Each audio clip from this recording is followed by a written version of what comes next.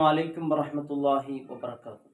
പരിശുദ്ധമായ ദീനിനെ എത്ര കണ്ട് കൊച്ചാക്കാൻ സാധിക്കുമോ, ദീനിനെ ഒരു തീവ്രവാദത്തിനെയും ഭീകരവാദത്തിനെയും ഒരു മതമായി ചിത്രീകരിക്കാൻ കിട്ടുന്ന സന്ദർഭ സാഹചര്യങ്ങളൊക്കെ ഉപയോഗപ്പെടുത്തുന്ന ഒരു സന്ദർഭങ്ങളാണ് പല സംഖ്യകളുടെ ഭാഗത്ത് നാം നിരന്തരമായി സോഷ്യൽ മീഡിയയിലൊക്കെ കാണുന്നത്. എന്നാൽ പരിശുദ്ധമായ ദീൻ ഒരുപാട് നന്മയുടെ കാര്യങ്ങൾ, കാരണം ദീനും ഖുർആനും പറയുന്നത് ഹൈന്ദവരെ കണ്ടാൽ വെട്ടിക്കൊല്ലണമെന്നും ഇത്തരത്തിലുള്ള ഇല്ലാത്ത പ്രചരണങ്ങളും പ്രചരിപ്പിച്ചു കൊണ്ടിരിക്കുമ്പോൾ ഈ ഒരു കാഴ്ച, ഇത്തരത്തിലുള്ള ഒരുപാട് കാഴ്ചകൾ നമുക്ക് മുമ്പിൽ വെക്കാൻ സാധിക്കും. ഇന്നലെ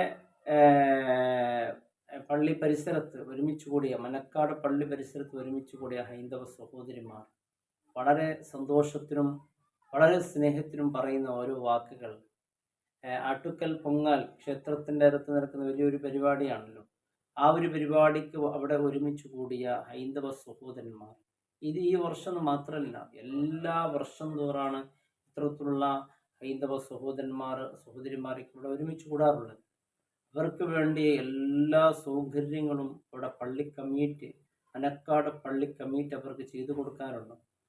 ഈ വർഷം അവർക്ക് വലിയ സങ്കടമാണ്. അവിടുത്തെ പള്ളി കമ്മിറ്റി ഭാരവാഹികൾക്ക് അവരുടെ സങ്കടം എന്ന് പറയുന്നത്, എല്ലാ വർഷവും അവർക്ക് വേണ്ട ഭക്ഷണങ്ങളും പാനീയങ്ങളൊക്കെ സൗകര്യങ്ങൾ ചെയ്തു കൊടുക്കുന്ന എല്ലാ വർഷങ്ങളും അങ്ങനെയായിരുന്നു. വിശുദ്ധ റമദാനിലാണ് ഈ ആട്ടുക്കൽ പൊങ്ങാൽ വന്ന സമയത്ത് അവർക്ക് അത് ചെയ്തു കൊടുക്കാനുള്ള ഒരു സാഹചര്യമല്ല പരിശുദ്ധ റമദാനിലോ. അപ്പോൾ ഈ വർഷം ഭക്ഷണ സൗകര്യങ്ങൾ ചെയ്തു കൊടുക്കാൻ പറ്റുന്നില്ല എന്നുള്ള സങ്കടം, വിഷമം, ദുഃഖം ആ കമ്മിറ്റി ഭാരവാഹികൾ രേഖപ്പെടുത്തുകയാണ്. പരിശുദ്ധ ദീൻ അങ്ങനെയാണ്. നാം ഒരു പട്ടിണിയായി കടന്നു മരിച്ചാൽ നാളെ ഖബറിലും മഹ്ശറിൽ ചോദ്യം ഉണ്ടാവും, എന്തുകൊണ്ട് പട്ടിണിയായി മരണപ്പെട്ടു എന്ന്. തൊട്ടടുത്തിരിക്കുന്നവൻ, തൊട്ടയൽവാസി, ആരാവട്ടെ, ഹൈന്ദവനാവട്ടെ മറ്റേതു മതക്കാരനാവട്ടെ, അവൻ പട്ടിണി കിടന്നു മരിച്ചാൽ ചോദ്യമുണ്ടാകും. തൊട്ടടുത്തിരിക്കുന്ന ഈ ഹൈന്ദവ സഹോദരന്മാർ അവർക്ക് വേണ്ട ഭക്ഷണ സൗകര്യങ്ങളും വേണ്ട എല്ലാ ഖിദ്മത്തുകളും ആ പള്ളി കമ്മിറ്റിക്കാർ ചെയ്തുകൊണ്ടിരിക്കുകയാണ്. അവർക്ക് ഇത് വളരെ സന്തോഷത്തിൽ, ഇതൊരു മതമൈത്രിയായിട്ടാണ് ഹൈന്ദവ സഹോദരന്മാർ കാണുന്നത്. എല്ലാ വർഷം അവർ തേടിയെത്തുന്ന സ്ഥലം ഈ പള്ളിക്കാണ്. കാരണം പള്ളിയിലെത്തിയാൽ അവർക്ക് വലിയ സന്തോഷമാണ്. അവിടെ സുരക്ഷിതമാണ്, എല്ലാ നിരക്കുള്ള സൗകര്യങ്ങളും കിട്ടും, അതോടൊപ്പം നല്ല സഹകരണങ്ങളാണ് കിട്ടുന്നത്. അവർ തന്നെ പറയുന്നുണ്ട്, വലിയ സന്തോഷത്തിനും ആഘോഷത്തിലാണ് ഇത് അവർ പറയുന്നത്. എൻ്റെ പ്രിയമുള്ളവരെ, ഞാൻ മനസ്സിലാക്കേണ്ട ഒരു കാര്യമുണ്ട്.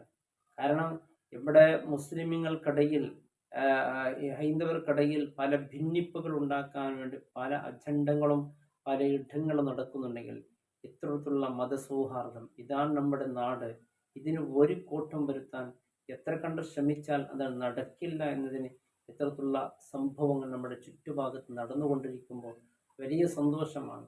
നമ്മുടെ നാട് ഒരു ഉമ്മയുടെ മക്കളെ പോലെ, അത് ഏത് മതത്തിൽപ്പെട്ടവനാകട്ടെ, അവരെല്ലാവരും മനുഷ്യരാണ്. അന്നാസു ഇഖ്വ, പരിശുദ്ധ ദീൻ അതാ പഠിപ്പിക്കുന്നത്. മനുഷ്യന്മാർ എല്ലാവരും പരസ്പരം സഹോദരങ്ങളാണ്. അവർ സ്നേഹത്തിനും സന്തോഷത്തിലും കഴിയണം. അവരവർക്കുള്ള മതങ്ങൾ, അവരവർക്ക് എതിരാണ് വിശ്വാസം, അത് അവരവരുടെ ചോയ്സാണ്, അത് അവരവർക്ക് അങ്ങ് വിശ്വസിച്ച് പോകാം. അതല്ലാതെ ഇത്തരത്തിലുള്ള മത തീവ്രത, മതങ്ങൾക്കിടയിലുള്ള വിഷവിത്തുക്കൾ പകർത്തിക്കൊണ്ട് മനുഷ്യർക്കിടയിൽ സൗഹാർദ്ദം നഷ്ടപ്പെടുന്ന കാഴ്ചകൾ പലയിടങ്ങളിൽ കാണുന്നുണ്ടെങ്കിലും ഇത്തരത്തിലുള്ള മനോഹരമായ കാഴ്ചകളും പലയിടത്തും നടക്കുന്നുണ്ട് എന്ന് നമ്മുടെ ശ്രദ്ധയിൽ വേണം. ഈ മനക്കാട് പള്ളി കമ്മിറ്റി ഈ ചെയ്യുന്ന ഒരു പ്രവർത്തനം ഉണ്ടല്ലോ, വലിയ സന്തോഷമായി അവർ ഈ ചെയ്തു കൊടുക്കുന്ന സൗകര്യങ്ങളൊക്കെ അൽഹംദുലില്ലാഹ്. നമ്മുടെ നാടിനും ഇത്തരത്തിലുള്ള വിഷവിത്തുക്കളുമായി വരുന്നവർ, നമ്മുടെ നാട്ടിലൊക്കെ നാം ഒരുമിച്ച് കൂടും. നമ്മുടെ നാട്ടിൽ ഒരു പള്ളി കമ്മിറ്റിയൊക്കെ ഉണ്ടാകും. പള്ളി കമ്മിറ്റി മാത്രം ഉണ്ടായാൽ പോരാ, ആ നാട്ടിൽ എത്ര മുസ്ലിമുകളുണ്ട്, എത്ര ഹൈന്ദവരുണ്ട്, എത്ര ക്രിസ്ത്യാനികളുണ്ട്, എത്ര ഇതര മതസ്ഥരുണ്ട് നമ്മുടെ നാട്ടിൽ, അവരെല്ലാം ഒരുമിച്ച് കൂട്ടണം. എന്നിട്ട് അവർ ഒരുമിച്ച് കൂടിയിട്ടൊരു കമ്മിറ്റി ഉണ്ടാക്കണം. അവർക്ക് ഒരുമിച്ച് കൂട്ടിയിട്ടൊരു കമ്മിറ്റി ഉണ്ടായാൽ അവിടെ വരുന്ന എല്ലാ പ്രശ്നങ്ങൾക്ക് നമുക്ക് തന്നെ പരിഹാരം കണ്ടെത്താൻ സാധിക്കും. അല്ലാഹു തൗഫീഖ് ചെയ്യട്ടെ.